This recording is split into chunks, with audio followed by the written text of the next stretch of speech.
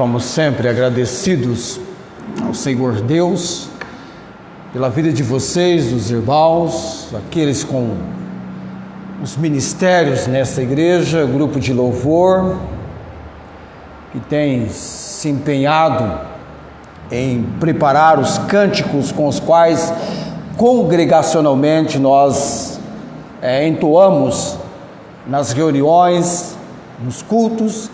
E hoje à noite, vendo os irmãos chegando, animados, isso é muito bom. Eu estava pensando aqui, que é maior preciosidade na nossa vida do que você ser alguém que conhece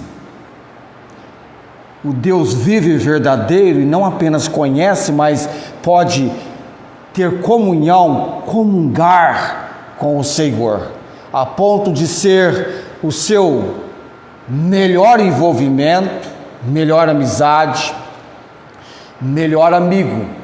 Tem um homem que nós lemos sobre ele na palavra de Deus, que ele foi chamado amigo de Deus. Aliás, esse homem é a razão de tudo quanto você tem de menção sobre um povo chamado Israel. Vem da descendência deste homem. Que homem é este? Mencionado na Bíblia, que Deus até esticou um pouquinho o nome dele. Isso, Abraão. Era Abrão. Deus estendeu um pouquinho mais o nome dele, porque o significado seria então, nessa extensão do Senhor Deus, por pai de muitas nações. Deus estaria então constituindo Abraão. Ele foi chamado por Deus, e na chamada dele, Deus fez-lhe promessas e o desafiou a ser uma bênção. Se tu uma bênção, você lê isso em Gênesis capítulo 12, abençoarei os que te abençoarem, e amaldiçoarei os que te amaldiçoarem. Em ti, na tua descendência, Abraão, serão benditas todas as famílias da terra. E Abraão teve um filho por nome Isaque, que teve, quando se tornou pai, num só momento, 2 filhos. Um por nome Esaú, que foi o primogênito, e o segundo filho por nome Jacó. E houve um momento na vida de Jacó que ele teve uma luta. Ele foi ferido na coxa e Deus então deu-lhe um nome que ele carregaria agora então, não apenas sobre ele, mas sobre uma nação. Não seria meramente o povo de Jacó, mas o povo de... Você já observou o que significa Israel? Campeão com Deus. Amém? Campeão com Deus. Quando eu e você lemos Romanos capítulo 9, 10 e 11, você entende esse momento de Israel agora? Há um endurecimento, mas vai chegar o momento de Israel, Deus tratar com Israel. É o pivô dos acontecimentos, o centro que envolve os acontecimentos mundiais. E apontando para o segundo advento de Cristo, a volta do Messias, o judeu Jesus, que na sua encarnação e humanidade vem da descendência de Judá, não é assim? Nasceu em Belém de Judá, da descendência do rei Davi. Orem pela paz de Jerusalém. Foi Davi num dos salmos, aquele salmo que você tão bem conhece, o versículo 1, mas lá pelo meio, chegando no fim do salmo, que é um dos cânticos, chamado Cânticos dos Degraus, mencionando o dia a dia do povo judeu, e quando estavam em peregrinação para o templo, para as reuniões, para as celebrações, Eles procediam com o chamado Cânticos dos Degraus. E o Salmo 122, que começa: alegrei-me quando me disseram, vamos à casa do Senhor. Lá pelo meio do Salmo pesa para o salmista Davi a respeito de Jerusalém: orai pela paz de Jerusalém. Prosperarão aqueles que te amam, haja paz dentro dos teus muros. Nós somos assim convocados. Muito bem, estamos orando pelo povo de Israel, é nosso compromisso, é nosso comprometimento. Entendemos que Deus trata com Israel. É lindo você ler na Bíblia que Deus é o nosso refúgio e fortaleza, socorro bem presente na angústia. É Ele, esse Deus que faz cessar as guerras, que deve ser temido, com temor e tremor, nos apresentarmos perante Ele. Deus está cuidando dos detalhes, mas nós podemos orar, devemos interceder em favor desse povo, o povo de Israel. Abramos nossas Bíblias, Salmo 103. Eu estou pregando sobre a segunda característica das 4 que eu vou entregar para você do Salmo 103, características essas impressionantes, de feitos impressionantes do Deus bendito, mencionadas pelo salmista no Salmo 103. A primeira delas, nós tratamos a misericórdia de Deus. E hoje vamos falar propriamente no versículo 3, algo que tanto beneficia-nos, vindo essa ação que tanto nos traz benefício do Senhor Deus. Vamos lá então, eu vou convidá-lo a colocar-se em pé. Ainda resta para você, eu creio, alguma canalização aí de recursos energéticos, de energia, para você se colocar em pé. Eu vou ler na velocidade que eu conseguirei alcançar o Salmo 103, todo o capítulo, porque nós estamos memorizando este capítulo. Amém ou não? Está memorizando? Tenho certeza que depois de 500, 600, 1000 lidas em voz alta, até o seu papagaio, se você tiver vai começar a recitar o Salmo 103. E a palavra de Deus nos diz: bendize a minha alma o Senhor, e tudo que há em mim bendiga o seu santo nome. Bendize a minha alma o Senhor, não te esqueça de nenhum de seus benefícios. Ele é o que perdoa todas as tuas iniquidades, que sara todas as tuas enfermidades, que redime a tua vida da perdição, que te coroa de benignidade e de misericórdia, que farta a tua boca de bens, de sorte que a tua mocidade se renova como a da águia. O Senhor faz justiça e juízo a todos os oprimidos, fez conhecer os seus caminhos a Moisés, os seus feitos aos filhos de Israel. Misericordioso e piedoso é o Senhor, longânimo e grande em benignidade, não reprovará perpetuamente, nem para sempre reterá a sua ira.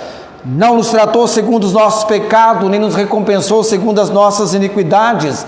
Pois assim como o céu está elevado acima da terra, assim é grande a sua misericórdia para com os que o temem.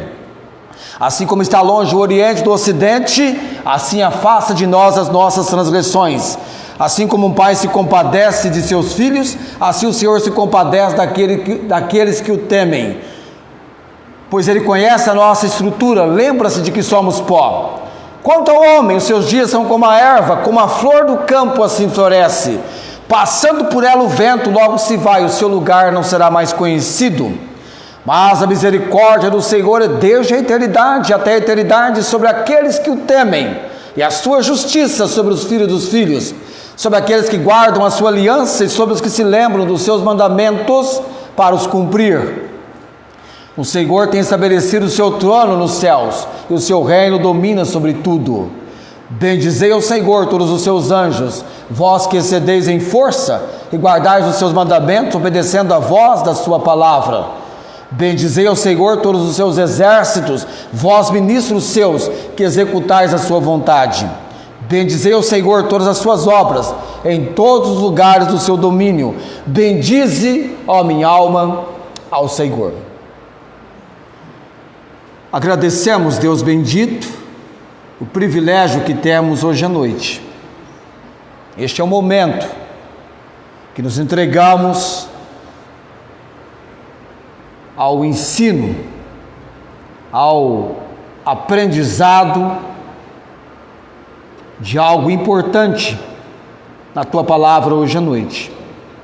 Abra o nosso entendimento, a nossa compreensão, desperta o nosso interesse, ó Deus, nos faça interessadíssimos por aquilo que vem na compreensão da Tua palavra ser apresentado hoje à noite. Fala conosco e que possamos receber a palavra já com aquela intenção de não sermos uma água parada, mas uma água canalizada, compartilharmos, levar tal ensino a quem nos pedir a razão da esperança que temos em Cristo Jesus. Leva-nos a compartilhar aquilo que temos recebido do Senhor, a sermos um canal abençoando outros. Oramos também por aqueles que nos acompanham pela transmissão. Oramos no nome de Jesus. Amém.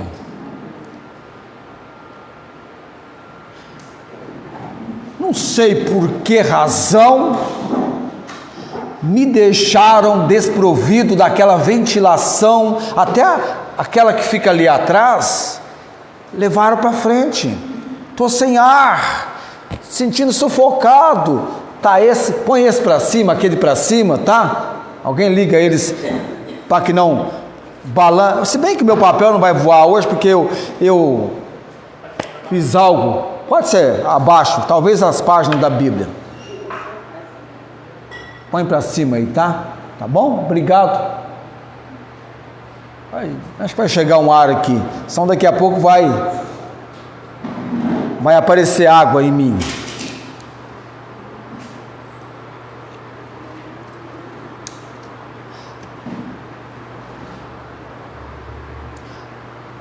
Os homens podem nos impressionar com seus feitos extraordinários, incríveis, mas muito mais devemos ficar impressionados, impactados, conhecendo um pouco mais do Deus vivo e verdadeiro,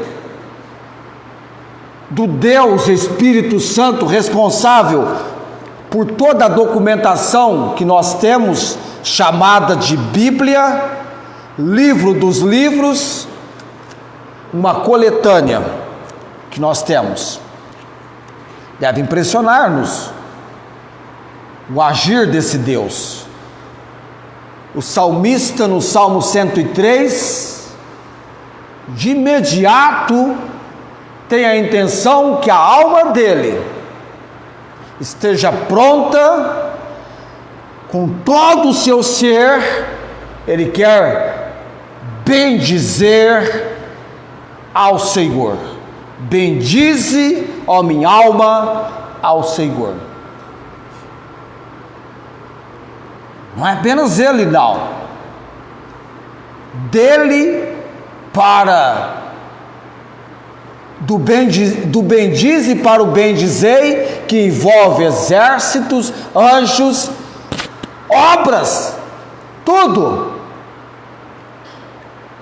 O nosso Deus é digno do nosso louvor e da nossa adoração.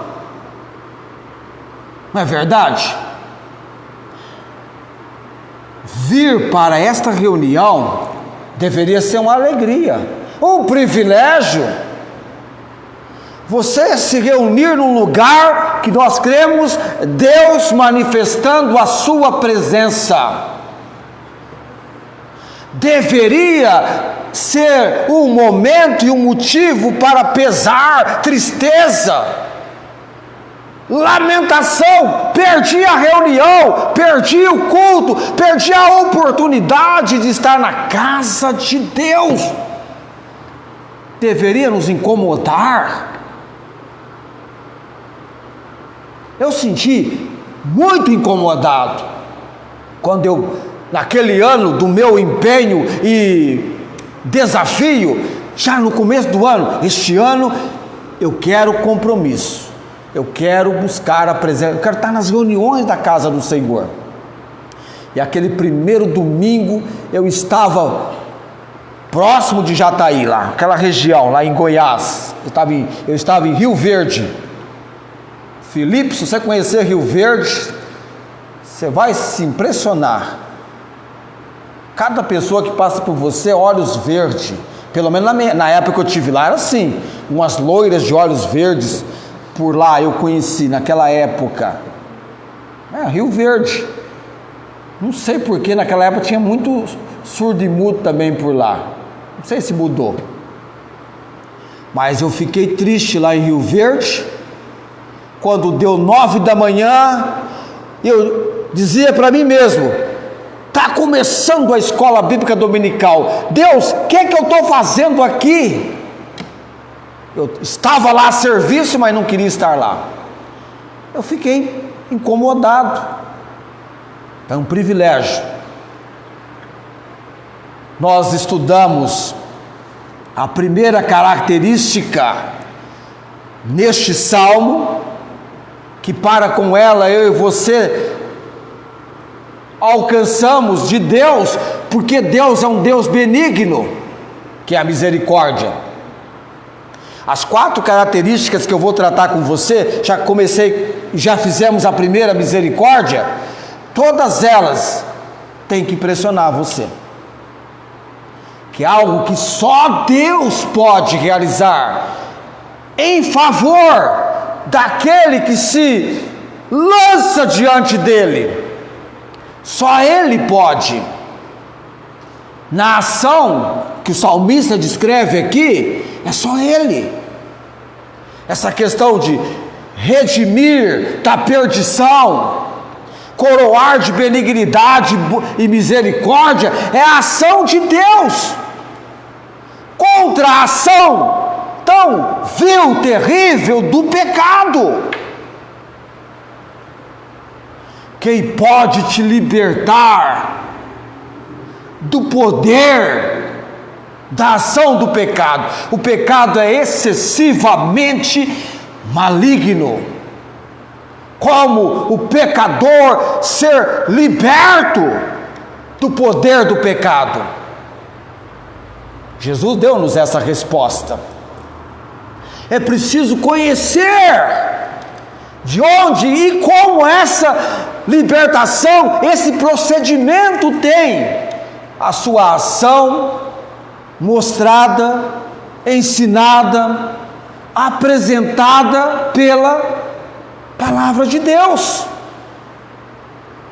Por isso que eu menciono para você, este livro aqui é um livro que a própria palavra declara que ela é poderosa, chamada de espada. É uma palavra poderosa, indestrutível.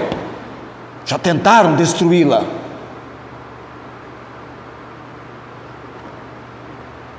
Deus vem entregando a sua palavra, e quando Ele então tem em João, se você observar, todos os apóstolos, com exceção de João, não tiveram morte natural.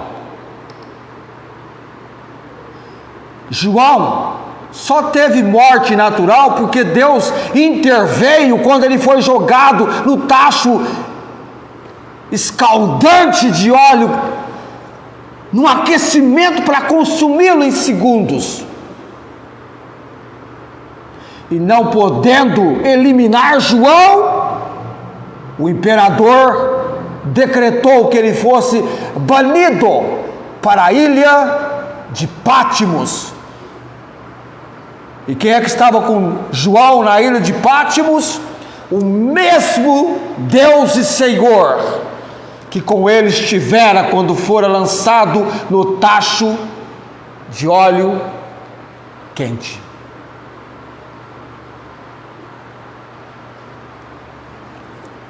João só encerraria sua vida depois de Deus fechar com ele toda a documentação da sua revelação sendo entregue e escrita. Não há mais nada. Depois de João, da revelação do Apocalipse, a Bíblia, a revelação de Deus é completa. Eu não posso nem tirar algo e nem acrescentar.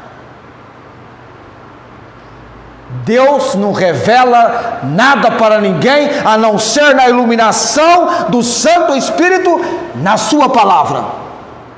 Tem um bando de preguiçosos aí que não querem saber de ler a Bíblia, não querem saber de estudar a Bíblia, querem apenas chegar no monte e ficar olhando para os lados e Deus vai falar com eles. O assim diz o Senhor está aqui na Bíblia, na palavra dele. Amém?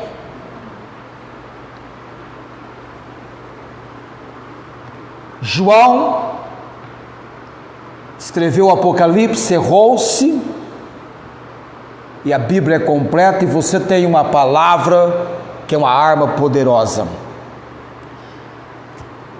A palavra de Deus é viva e eficaz. Hebreus 4:12. E mais penetrante do que espada alguma de 2 gumes, e penetra até a divisão da alma e do espírito e das juntas e medulas, é apta para discernir as intenções.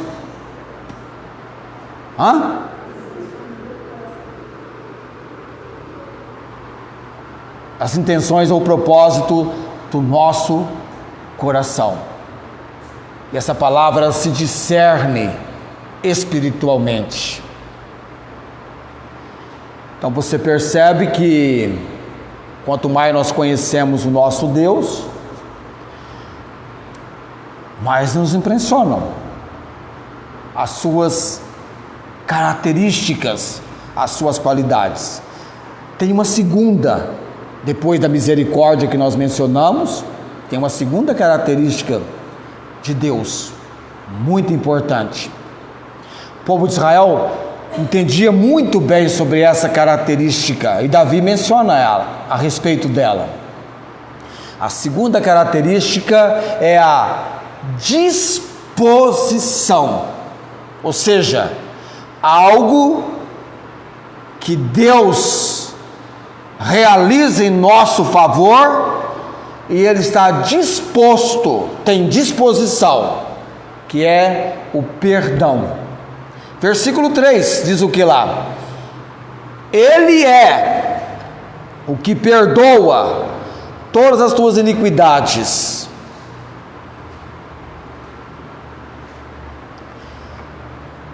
Apesar da misericórdia ser o motivo, a razão do perdão, por isso que eu comecei com a misericórdia. Ela introduz aquilo que vai depois ser o motivo, a razão do perdão.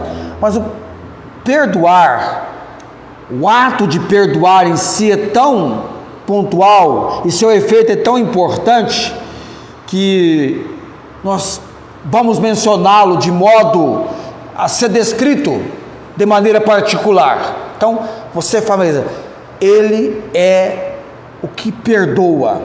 Ele é o que perdoa.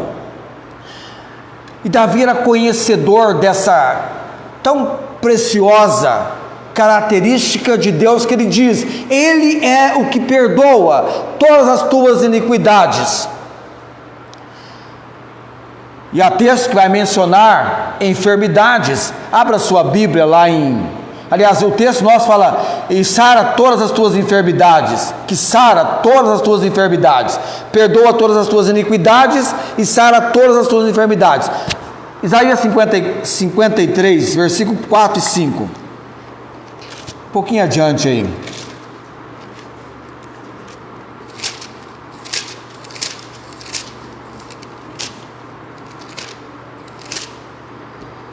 53.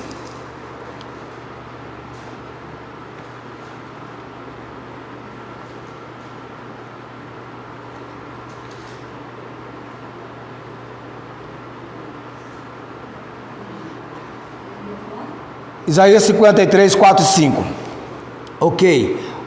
A palavra enfermidades, no Salmo 103, é a ideia, o texto visa apontar as não visa apontar as consequências físicas, mas a doença espiritual promovida pelo pecado, as enfermidades, de maneira espiritual. E veja o que Isaías 53, 4 e 5 diz. Aqui está falando sobre Jesus, quando ele tomou sobre si as nossas o quê? Enfermidades, a doença espiritual promovida pelo pecado, as nossas dores levou sobre si, e nós o reputávamos por aflito, ferido de Deus e oprimido. Mas ele foi ferido por causa das nossas transgressões e moído por causa das nossas, o quê? Iniquidades.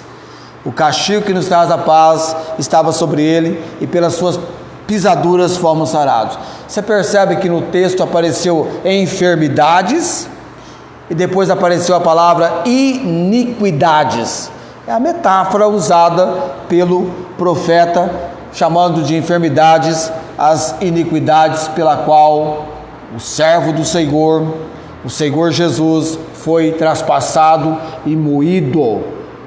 A doença promovida pelo pecado, doença espiritual.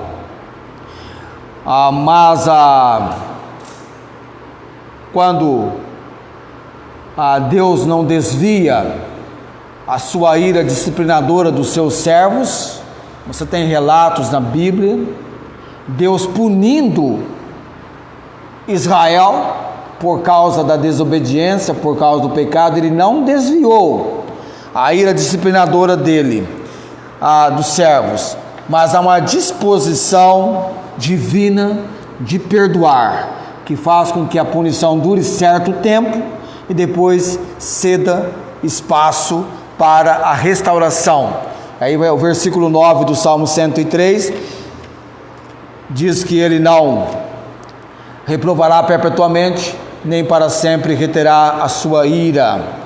O propósito de Deus, na verdade, é trabalhar por uma restauração plena dos seus servos, e para isso ele vai perdoar todos os seus pecados, a fim de que sem impedimento algum, sem separação alguma, sem bloqueio, sejam aceitos por ele. Você vê isso muito claro na ilustração que a gente poderia mencionar, quando Israel fez o que era mal, o que parecia mal aos olhos do Senhor. O que aconteceu com Israel? Lá no livro de Juízes, a Bíblia diz que Deus entregou Israel nas mãos dos midianitas por quanto tempo?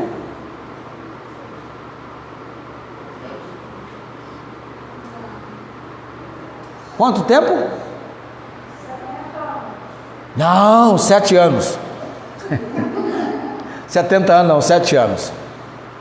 Deus entregou nas mãos, mas foi boa a sua intenção, né? Eu fiz assim 7, ela colocou um 0, né?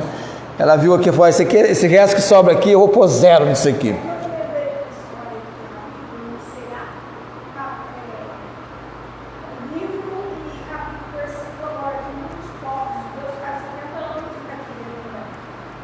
Sim. Eu creio que foi o cativeiro babilônico, né, que durou 70 anos. Israel foi punido. Deus permitiu que os medianitas, com amalequitas, com povos do Oriente, saqueasse a agricultura, o plantio de Israel. Israel começou a empobrecer, plantava, na hora de colher, o inimigo vinha e levava. Tanto é que Gideão estava malhando trigo no lagar, onde era o lugar de pisar as uvas, para se esconder dos midianitas. Mas Israel clamou, e Deus mostrou o seu perdão, quer dizer, aquela retardou a sua ira, foi por um tempo, ele disciplinou por um tempo, já mencionado, era 7 anos, entregou por 7 anos, antes dos 7 anos não seria Israel liberto dos midianitas, não seria, ele tinha um tempo específico, eles ficariam 7 anos nas mãos dos midianitas. Por quê? Porque eles desobedeceram, fizeram o que era mal aos olhos do Senhor. E Deus depois traz uma restauração plena, perdoando totalmente os pecados, a fim de que sem nenhuma separação, qualquer coisa, eles fossem novamente aceitos pelo Senhor. Este Salmo 103 é um salmo de Davi, sem dúvida por Davi, e é grande a consideração de que seja atribuído a Davi, mas um Davi já num tempo de anos mais maduros, que ele podia ter uma maior preciosidade do perdão de Deus na vida dele, um senso mais aguçado do pecado que quando ele estava mais moço, e seu senso de fragilidade da vida indica agora anos de mais fraqueza. Sabe quando você pega uma pessoa já mais avançada na idade, as experiências com Deus, já estava muito lá atrás, quando ele procedeu confessando o pecado dele. Veja bem, a confissão de pecado,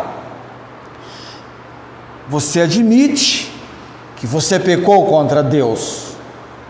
Toda confissão de pecado é contra Deus. Para quem você vai confessar o seu pecado, se não para Deus? Não é assim? Você confessa, Davi confessou o pecado dele para Deus. Quando nós confessamos, nós estamos maus. O pecado nos coloca numa situação de separação. Se eu atender a iniquidade, o pecado, o Senhor não me ouvirá. A única condição para Deus ouvir é você confessar o seu pecado. Deus, sou eu mesmo, eu pequei contra ti, tem misericórdia de mim, ó Deus, segundo a tua benignidade, apaga as minhas transgressões segundo a multidão das tuas misericórdias. Eu estou sujo, Deus, lava-me completamente da minha iniquidade, purifica-me do meu pecado, é meu pecado.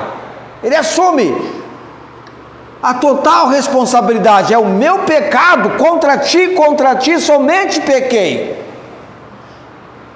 e fiz o que parece mal aos teus olhos. Eu já fui gerado com a semente do pecado, eu sou um pecador.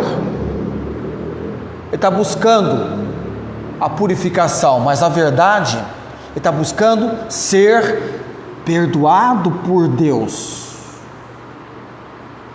ser aceito por Deus.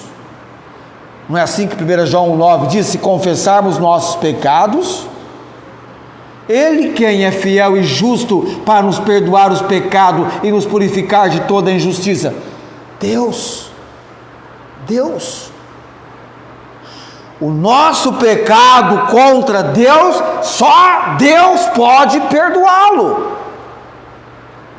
Eu posso pecar contra o Felipe e pedir perdão para o Felipe, e o Felipe, dentro da recomendação da Bíblia, deve me perdoar, é o correto.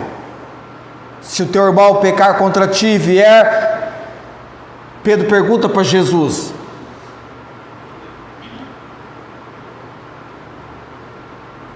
devemos perdoar, assim como somos perdoados. Mas o meu pecado contra Deus, eu tenho que confessá-lo a Deus. Em nenhum texto da Bíblia você vai encontrar o povo de Israel fazendo uma fila inumerável, porque dentro de uma cabana lá no deserto tem um sacerdote com a habilidade de perdoar pecado. Oferecer o sacrifício, apresentar perante Deus, mas é Deus quem diz.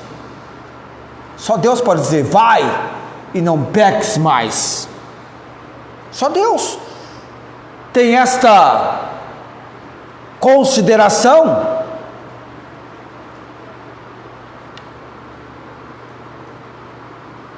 Tem esta característica. Só Deus. Nenhum mortal pode dizer assim, ao ouvir o que aconteceu com o Ernesto ou com qualquer outra pessoa, não, tranquilo, está perdoado, tá? Você não está em nenhuma mancha mais com Deus. Eu estou decretando agora que você está perdoado. Mas é contra Deus.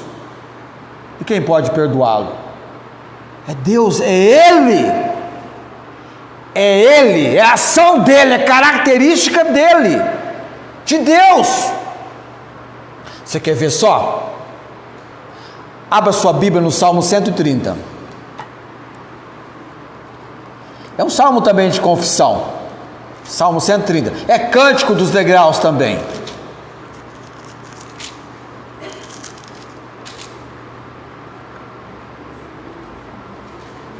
Salmo 130.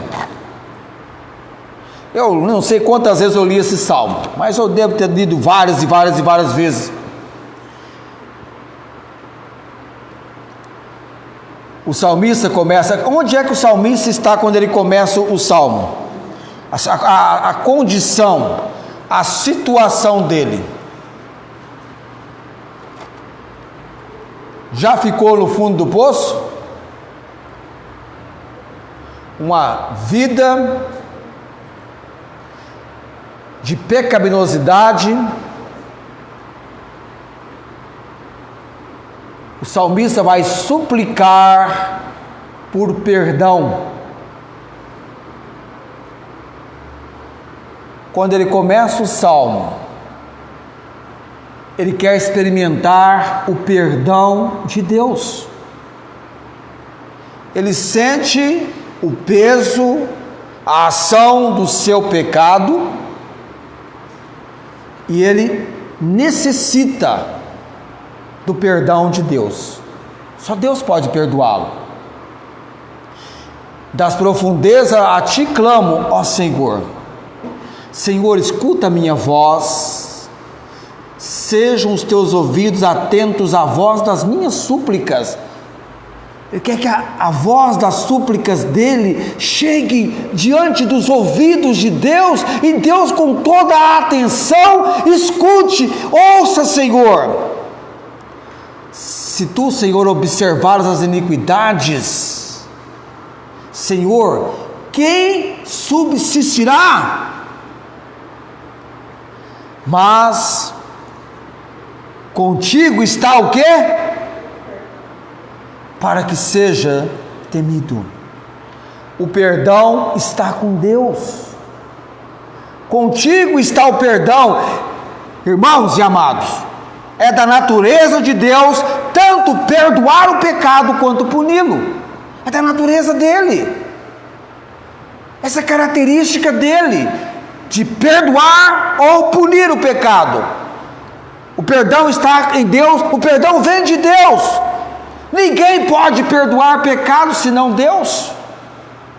Pecado contra Deus, só Deus pode perdoar. Nenhum sacerdote, ninguém pode perdoar senão Deus. Ninguém pode revelar perdão senão Deus. Abra sua Bíblia em Marcos capítulo 2. Marcos capítulo 2. Marcos capítulo 2. É uma passagem muito conhecida de vocês. É aquela passagem em que um paralítico de Cafarnaum foi conduzido até Jesus por 4 amigos. E eles estavam convencidos que Jesus tinha poder para curar aquele paralítico, e o paralítico também estava convencido, que era um grupo de pessoas convictas: precisamos levá-lo a Jesus. Só Jesus pode mudar a situação dele, só Jesus pode transformar a vida dele. Eles estavam convictos, convencidos. E eles então se preparam para uma missão. E essa missão é levar aquele paralítico e colocá-lo diante do Senhor Jesus. Veja bem, os amigos, não é que os amigos foram lá pegar Jesus pela mão e trazê-lo até o paralítico, mas eles pegaram o paralítico e levaram até Jesus. Qual seria o mais fácil? Levar Jesus até o paralítico ou levar o paralítico até Jesus? Parece que mais fácil seria chamar e trazer Jesus até o paralítico. Não. Faça o que tem que ser feito, ainda que exija esforço, trabalho e grande empenho. E eles então pegaram o paralítico, presta atenção aqui, irmãos, pegaram o paralítico e vão conduzi-lo até Jesus. Chegando, não deu para entrar pela porta.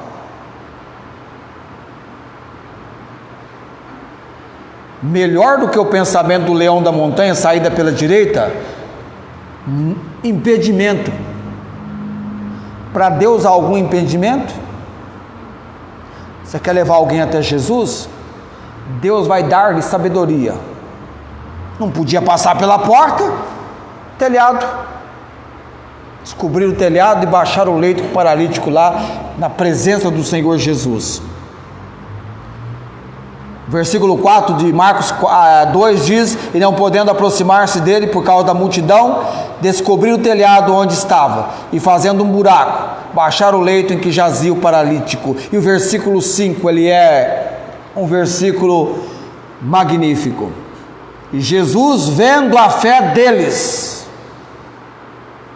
quem?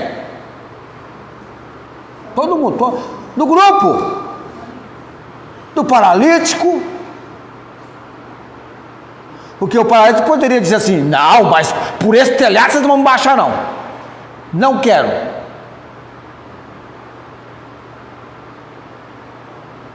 Doido que estava para ver Jesus, você acha que ele vai de telhado, que o que for necessário, estamos nessa, estamos fechados. E vendo a fé deles, disse ao paralítico: filho, perdoado estão os teus, o quê?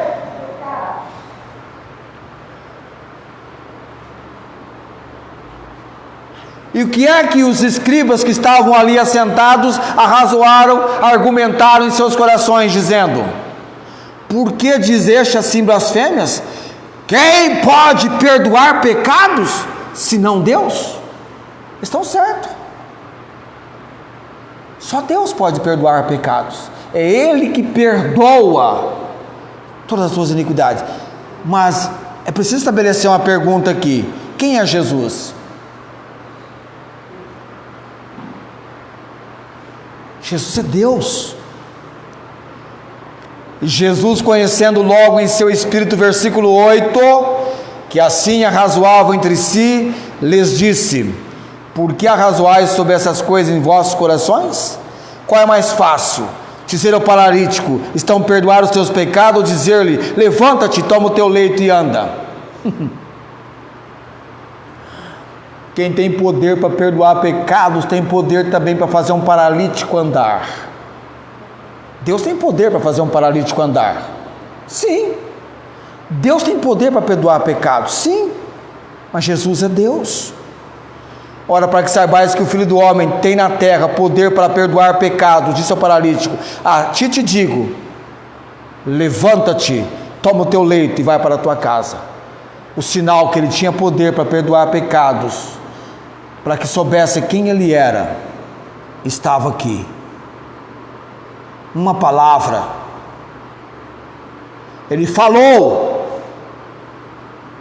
Da mesma forma que tudo foi criado, Deus trata conosco pela sua palavra.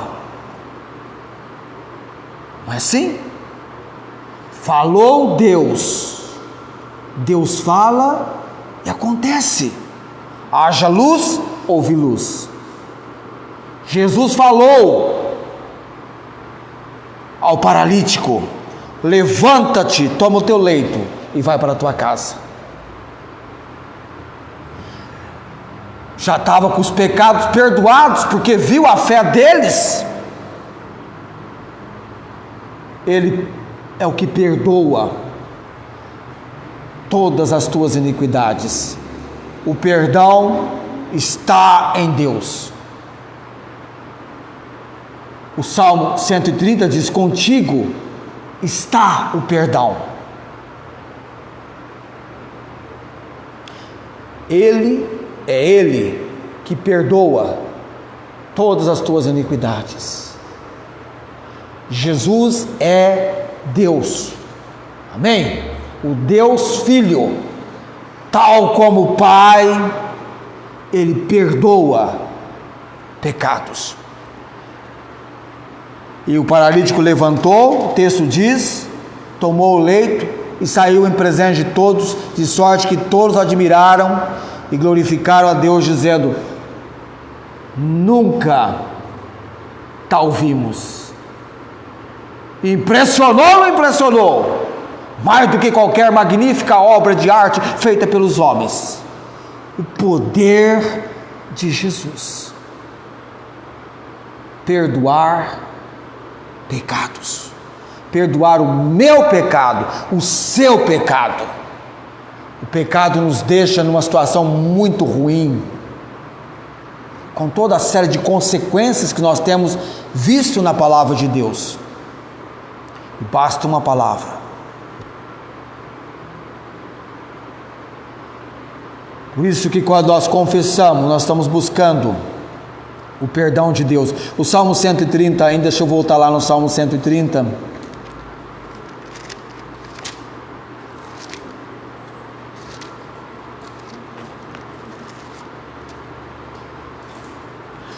Porém contigo está o perdão para que ser temido.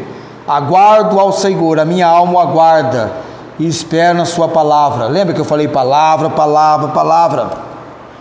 Você espera, eu esperamos na palavra. Tudo é a palavra. Eu tenho a palavra de Deus. Deus trata comigo pela sua palavra. Deus me corrige pela sua palavra, me repreende pela sua palavra, me exorta pela sua palavra, mostra suas promessas pela sua palavra. A criação é a criação pela sua palavra. O professor ficou impressionado. Então Deus não usou o Big Bang para criar o que criou? Nem o Big Bang e nem a evolução. É pela palavra dele. Amém? Pela sua palavra. Aguardo ao Senhor, a minha alma aguarda, espera na sua palavra. A minha alma aguarda ao Senhor. Eu gosto daquela versão que fala assim: mais do que os guardas pelo romper da manhã e por aqueles que esperam pela manhã. O anelo da alma do salmista esperando pelo Senhor. Ele fala: espere, Israel, no Senhor, porque no Senhor há misericórdia e nele há abundante redenção. Ele remirá Israel de todas as suas iniquidades. Pior do que a guerra humana e física é a questão do pecado. E quantas pessoas hoje precisam conhecer esse aspecto do Senhor Deus, o Deus que só Ele tem o poder para perdoar pecados, é da sua natureza. Assim como Deus nos perdoa, Ele nos ensinou também que nós devemos perdoar o nosso próximo. Sim, você tem autoridade para perdoar o pecado de alguém que fez contra você, mas não contra Deus. Você pecou, vai confessar com Deus o seu pecado, é você e Deus. Fala para Ele lá do seu pecado. E aguarda a obra de perdão. Ser perdoado é algo que traz um benefício tremendo. É um benefício. Não esqueça dos benefícios de Deus. Veja a vida miserável que você tinha antes de conhecer Jesus, antes dessa obra de perdão. Você era escravo disso, daquilo, uma vida miserável. E uma pergunta que é feita dentro desse aspecto do texto é: por que o pecado é chamado de doença? Porque o texto vai dizer assim: ele perdoa todas as tuas iniquidades e cura ou sara todas as tuas enfermidades. Por que o pecado é chamado de doença? Vamos à resposta: porque destrói toda a beleza moral da criatura, porque suscita dor, porque incapacita para o dever e porque leva à morte. A doença que leva à morte é a doença provocada pelo pecado. Não é assim? Essa é a realidade nossa. Nós morremos porque o pecado entrou no mundo, e pelo pecado a morte. Assim a morte passou a todos os homens. Há uma enfermidade que leva à morte. Destrói toda a beleza da criatura, a moral da criatura. Às vezes você vê uma pessoa, você olha para aquela pessoa e fala assim: nossa, que pessoa com aparência assim, assim, assado, aquela pessoa tem... e de repente você percebe que aquela pessoa entregue aos seus pecados, às suas atitudes pecaminosas, ela é capaz de cometer as mais terríveis atrocidades, porque ela se entregou à ação pecaminosa do seu ser, destruiu a sua moral. Ela fez algo que é repugnante perante a ética e a moral dentro da palavra de Deus, da Bíblia. E o que ocasionou isso? O pecado. Você entrega aos seus pecados, destrói você, destrói a moral de qualquer pessoa, porque entregue aos seus pecados, você está sujeito a cometer as terríveis atrocidades. E há uma variedade de doenças pecaminosas a qual estamos sujeitos. Abra sua Bíblia em Marcos capítulo 7, versículo 21 a 23. Está aí em Marcos, só anda um pouquinho mais, Marcos 7. Marcos 7, 21 a 23. Se você se entregar à ação pecaminosa, à ação do pecado, olha lá o que acontece. Porque do interior do coração do homem saem os maus pensamentos, os adultérios, as prostituições, os homicídios, só coisa terrível. Os furtos, a avareza, as maldades, o engano, a dissolução, a inveja, a blasfêmia, a soberba e a loucura. São uma variedade de doenças pecaminosas a qual estamos sujeitos, mencionado aqui no texto. Gálatas capítulo 5, versículo 19. Gálatas 5, 19. As obras da carne. Gálatas 5, 19 diz a palavra do Senhor: as obras da carne são conhecidas. Entrega a natureza pecaminosa, vai ter aí o que? Adultério, prostituição, impureza, lascívia, idolatria, feitiçaria, inimizades, porfias, emulações, disputas, ira, pelejas, dissensões, heresias, invejas, homicídios, bebedices, glutonarias e coisas semelhantes a estas, acerca das quais vos declaro, como já antes vos disse, que os que cometem tais coisas não herdarão o reino de Deus. E o remédio para a cura dessas doenças está com Deus, está com o Senhor. E há uma manifestação da misericórdia perdoadora de Deus através da redenção de Jesus Cristo. Para que você não ficasse preso, escravo pela vida toda dessas doenças pecaminosas do pecado, Jesus Cristo precisou derramar o seu sangue em favor do pecador, numa obra de suficiência para todos, porém, uma obra que na sua eficiência é preciso que aqueles que recebem a mensagem do Evangelho creiam. Sem crer, ninguém será salvo. Sem crer, ninguém vai invocar o nome do Senhor. É preciso crer. Você está no fundo do poço, que é das profundezas que vem ao conhecimento de Cristo como Senhor e Salvador, o pecador perdido. É das profundezas. Por isso que a Bíblia diz que quem muito é perdoado, muito ama. As profundezas. Olha para a sua vida.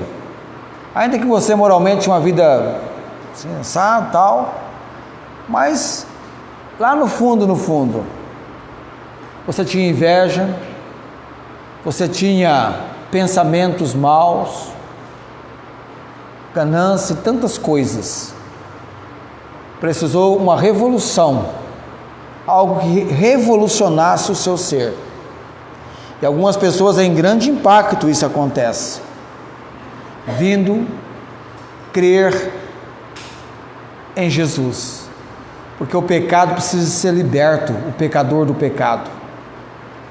E é preciso conhecer a verdade que liberta. E essa verdade é Jesus. Que liberta você da escravidão do pecado. Que redime a tua vida da perdição.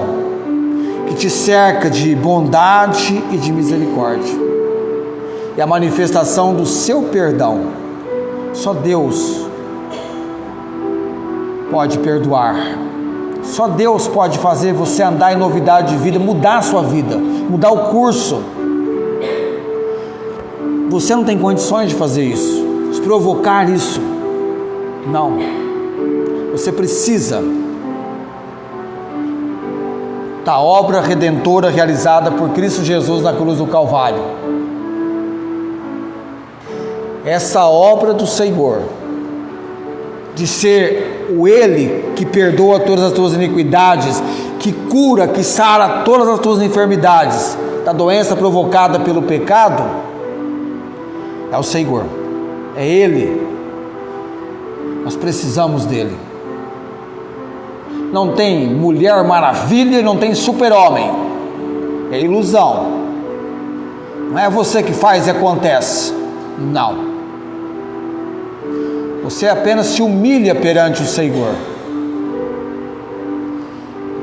Considera quem Ele é e quem é você. Miserável homem que eu sou. Foi assim que Paulo se considerou na vida cristã. A ponto de dizer assim, eu tantas vezes repito isso, né? Deus veio ao mundo para salvar os pecadores, dos quais eu sou o principal. Se tem pecador terrível, eu me lanço sendo pior do que tal pecador. E o poder do sangue de Cristo, que leva-nos ao perdão dos nossos pecados, é poderoso. Não é com qualquer tipo de benefício que nós fomos resgatados da nossa vã maneira de viver, mas com o precioso sangue de Cristo, como de um cordeiro perfeito, imaculado.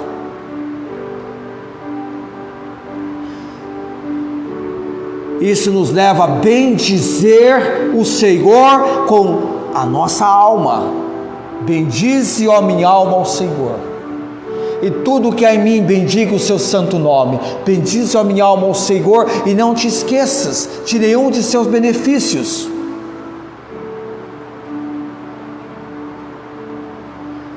A gente às vezes esquece do que Deus tem feito com a sua misericórdia na nossa vida e com o seu perdão. É Ele que perdoa. Só Ele pode perdoar. Só Ele é quem perdoou e perdoa o meu e o seu pecado. Todo dia é dia da gente se lançar no trono da graça e dizer: Deus, eu pequei contra o Senhor. Perdoa o meu pecado. Não há um dia sequer que passe sem que eu e você pequemos contra o Senhor, por palavra, ação ou pensamento, ou por omissão ou comissão. Nós pecamos. Não tem um dia sequer que você passe sobre a face da terra que você não tenha que confessar o seu pecado ao Senhor.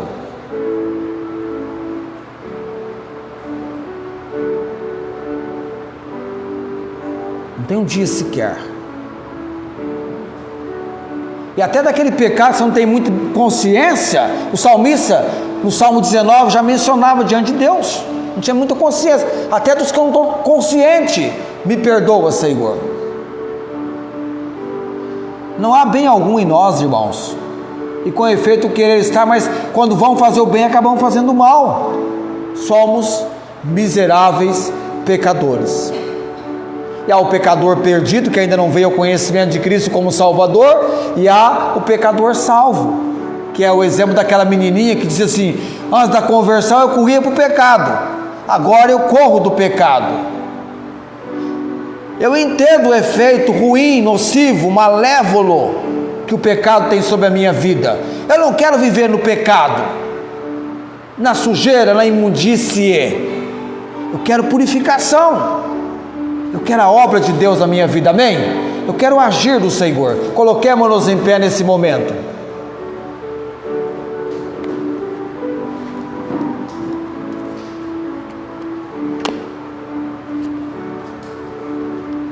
Eu oro: Deus, retira o mal que está sobre mim, me purifica. De vez em quando eu paro só para meditar no Salmo 51, que é um salmo de confissão. Cria em mim, ó Deus, um coração puro, renova em mim um espírito reto, me limpe, me purifique. Eterno Deus, há um peso tão grande de importância, e tudo pela palavra do Senhor, e através dessa palavra, o agir do Senhor nas nossas vidas. Ó Deus, obrigado pela compreensão que o Senhor tem dado a cada pessoa aqui.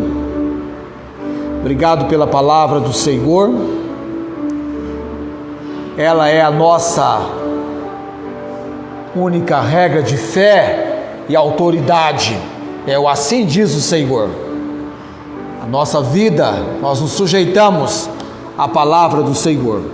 Pai, por tantas vezes pecamos contra o Senhor, e às vezes nem temos noção daquilo que estamos fazendo, e na nossa ação é algo que é contrário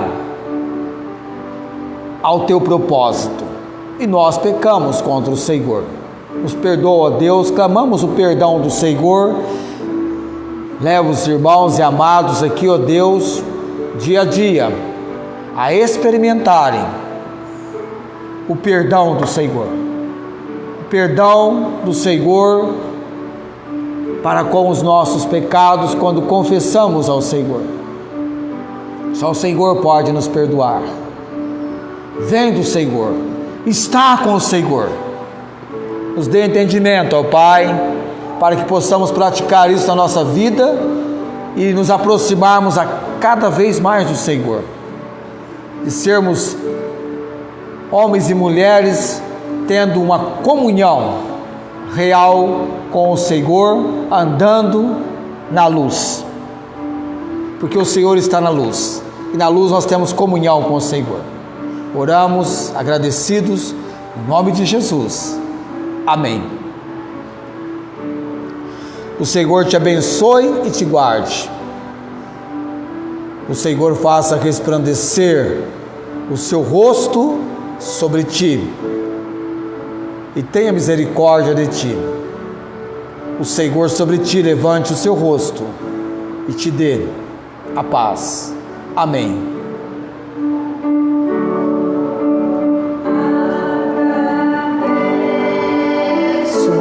Agradeço-te, Senhor, pois tu és bondoso. Tua fidelidade